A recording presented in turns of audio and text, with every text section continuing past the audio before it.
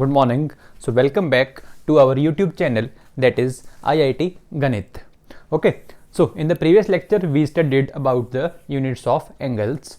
Okay. Now we are going to start our two basic functions which were sine and cosine. तो उनकी जो real definition है उसकी बात करेंगे आज. तो तुम में से किस किस को पता है कि साइन की वैल्यू जीरो पे जीरो होती है, क्यों होती है? 10th क्लास में आपने पढ़ा होगा, एक टेबल पढ़ा होगा, 0 पे, 30 पे, 45 पे, 60 पे, 90 पे. तो वो वैल्यूज आती कहाँ से हैं? Let us see that. तो जो साइन है, साइन की जो बेसिक डेफिनेशन है वो क्या है? उसके लिए डेफिनेशन क्या कहती है कि एक सर्कल है आपके पास. क्या है? एक सर्कल है जिसका रेडियस r है, जिसका रेडियस r है. उसके ऊपर एक पॉइंट P है, x, y. ये अपनी x एक्सिस है, ये अपनी y एक्सिस है. तो जो हम थीटा लेते हैं, theta is always taken with respect to positive x axis. किसको? थीटा को हमेशा with respect to positive x axis लिया जाता है. तो चलेंगे एंटी क्लॉकवाइज. एंटी क्लॉकवाइज में जो हमारा साइन कन्वेंशन है वो क्या होता है? पॉजिटिव होता है. तो जो डेफिनेशन है वो कहती है कि sine theta is the ratio of the distance of point P from x axis divide by radius of that circle, divide by radius of that circle. ये डेफिनेशन है साइन थीटा की. कॉस थीटा की definition है distance of point P from y axis upon radius. This is the definition of cos theta. देखना ध्यान से, ये point का डिस्टेंस मैं पूछ रहा हूं आपसे. क्या x, y का मतलब क्या होता है? x, y का मतलब क्या है कि पहले x डिस्टेंस चले x एक्सिस में, फिर y चले y एक्सिस में, तभी तो पॉइंट क्या आता है? x, y आता है. तो जो ये डिस्टेंस है, ये डिस्टेंस, क्या ये डिस्टेंस y है और क्या ये डिस्टेंस x है? मतलब पॉइंट P का डिस्टेंस x एक्सिस से कितना है? y एक्सिस से कितना है? x. तो साइन थीटा की वैल्यू कितनी आ जाएगी? क्या साइन थीटा की वैल्यू कितनी आ रही है? देखो जल्दी से. Distance of point P from x axis, x axis से कितना ऊपर है? y ऊपर, divide by radius. Cos theta क्या आ जाएगा? x बाय रेडियस, क्योंकि x डिस्टेंस कहाँ से है? y एक्सिस से. क्लियर है? तो ये तो डेफिनेशन थी साइन थीटा की और कॉस थीटा की. अब बात करते हैं कि वो वैल्यूज कहाँ से आती हैं. अब मैं बात कर रहा हूँ कुछ लिमिटिंग केसेस की. किसकी? Limiting cases. देखना ध्यान से. जैसे जैसे ये थीटा जीरो होगा, थीटा जीरो कब होगा? जब ये वाला पॉइंट यहां से घूमता घूमता घूमता बिल्कुल इसके ऊपर आ जाए. जब बिल्कुल इसके ऊपर आ जाएगा तभी तो थीटा क्या हो गया? गायब हो गया. थीटा जीरो हो गया. मतलब ये पॉइंट उठकर कहां पे आने वाला है? थीटा कहां आने वाला है? जीरो. x, y उठकर कहां पे आने वाला है? इस पॉइंट पे. ये पॉइंट है क्या? क्या ये डिस्टेंस r है?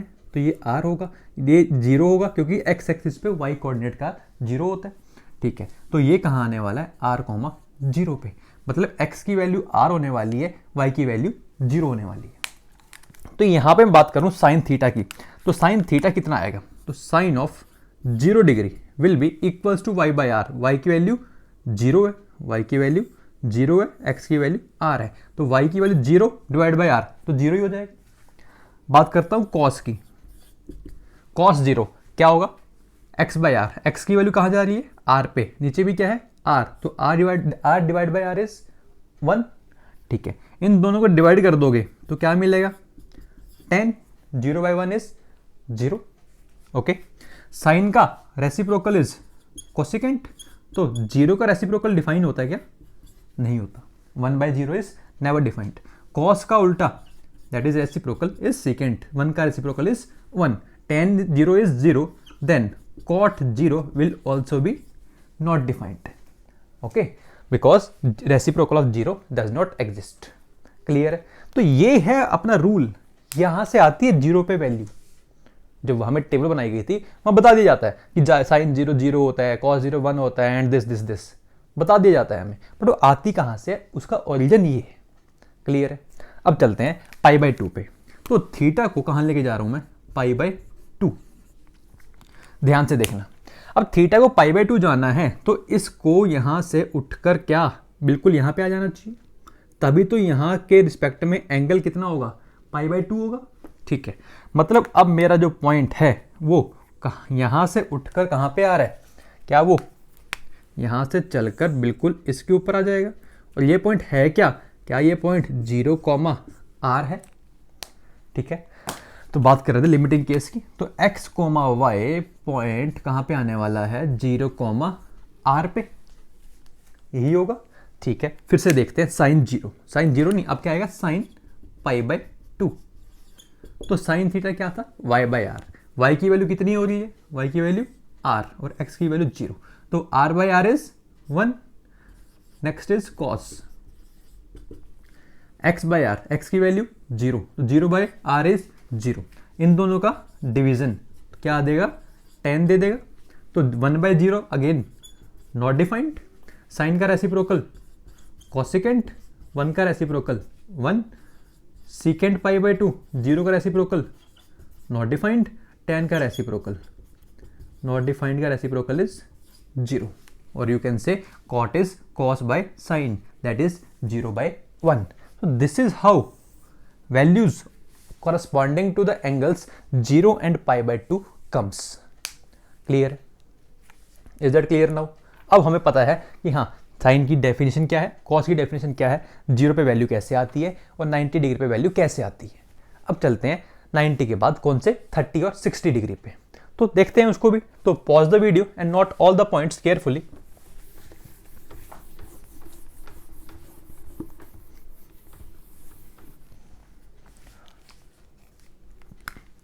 किसके लिए देखना है हमने, 30 डिग्री एंड 60 डिग्री के लिए। फिर से मैं एक सर्कल बना रहा हूं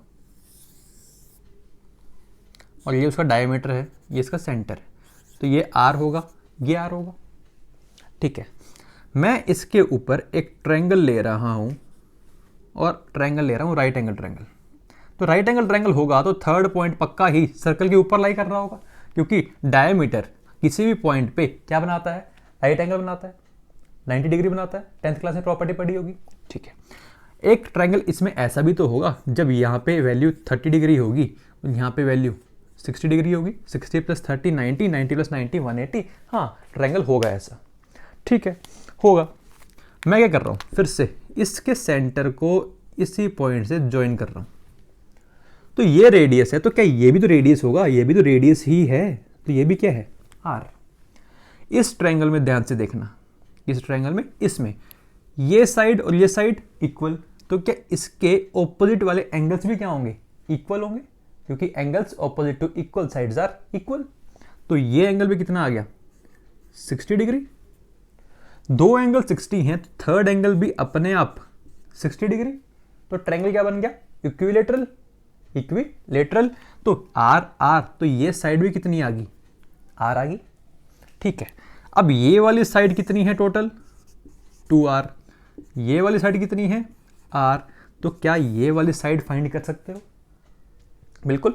कैसे, क्योंकि ये क्या है, राइट एंगल ट्रायंगल, तो क्या लगाओगे, पाइथागोरस। तो यूजिंग पाइथागोरस, तो क्या डायरेक्ट लिख दूं, इसका स्क्वायर माइनस इसका स्क्वायर, उसका अंडर रूट। तो 2r का square is 4r square minus r square, that is root of 3r square, so I can write it as root 3r। क्या लिख दूं, root 3r। क्लियर है।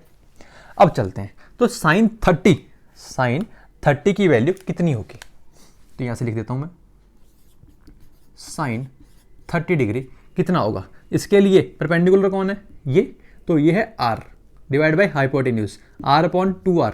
तो मैं डायरेक्ट लिख रहा हूं 1/2, r से r कैंसिल कर लेना। साइन के बाद cos 30 base upon hypotenuse, base कितना है, रूट 3r 2r, तो r से r कैंसिल, तो क्या आ जाएगा, रूट 3/2।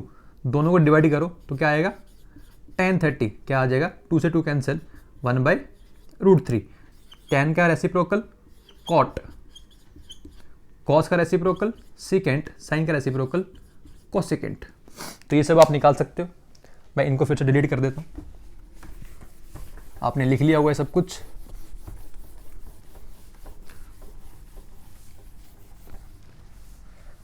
ठीक है, तो कोसेकेंट 30 की वैल्यू 2, सीकेंट 30 की वैल्यू 2/√3, कॉट 30 की वैल्यू √3। क्लियर है। Similarly we can find for 60 degree.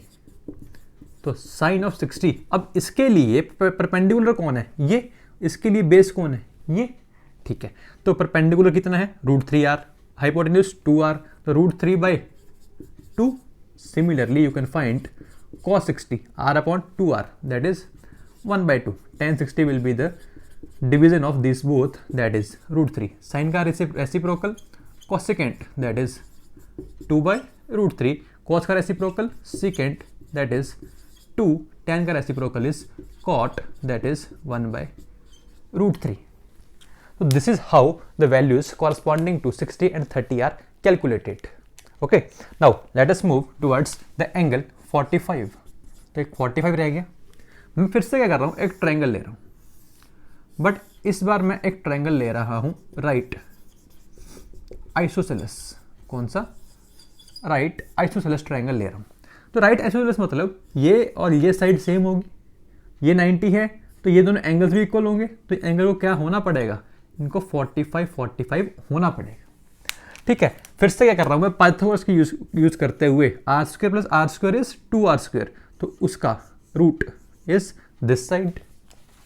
ठीक है, तो यहां से देखो साइन ऑफ 45 डिग्री कितना आएगा, परपेंडिकुलर डिवाइड बाय हाइपोटेन्यूज, तो 1/√2।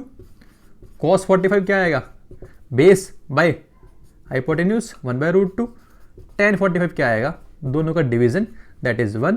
साइन का reciprocal is cosecant 45, that is √2, secant 45, that is √2, cot 45 is 1.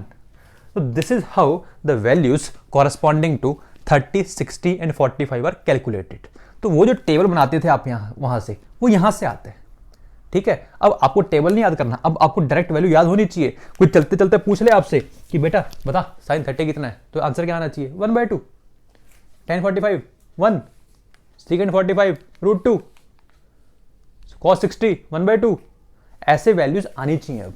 ठीक है, अब ऐसा नहीं कि सर टेबल बना लूंगा, 1 मिनट रुक बताता हूं ना, मैंने पूछा cos 30, आंसर आते ही √3/2, तो ये होना चाहिए। क्लियर है। तो this is how all the values corresponding to 0, 30, 45, 60 and 90 are calculated. Okay, so in the next lecture we will see the reduction formulae. Okay, those are very important. Okay, till then, thank you and have a nice day.